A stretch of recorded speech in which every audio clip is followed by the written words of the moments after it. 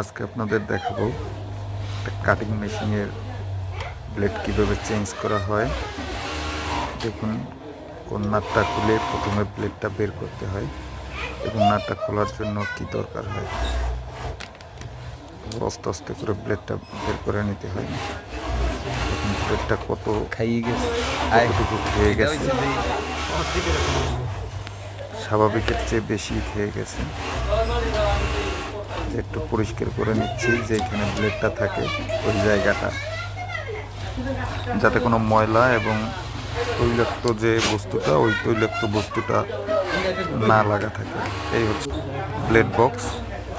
এটার ভিতরে 12 piece blade থাকে। যাক, আমরা নতুন ব্লেডটা বের করে নিচ্ছি। এখানে নতুন ব্লেডটা কত সুন্দর স্টিলনেস, স্টিল ব্লেড।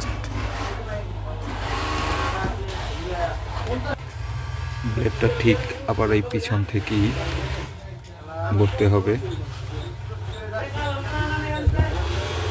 এই যে দেখুন, ওই যে ছোট নাটটা আছে, ব্লেডের ফাঁকটা ভিতর থেকে ঢুকাতে হবে। নাটটা দুইটা ফাঁকের মাঝখানে বসবে, এটা খেয়াল রাখতে হবে। যদি না হয়, মেশিনটা অন করলে ব্লেডটা যে কোনো সময় বের হয়ে যেতে পারে এবং মারাত্মক দুর্ঘটনা সৃষ্টি হতে পারে। এখন ব্লেডটা খুব সতর্কভাবে লাগাচ্ছি। এই যে কত সুন্দর ভিতরে ঢুকে গেছে। এই যে এবার সেই নাটটা, এই নাটটার মাঝখান থেকে ব্লেডটা ঢুকাতে হবে।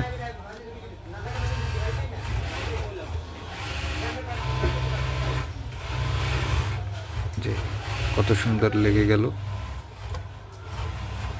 এখন যে টাইট দেওয়ার এলকি, ওইটা দিয়ে সুন্দর করে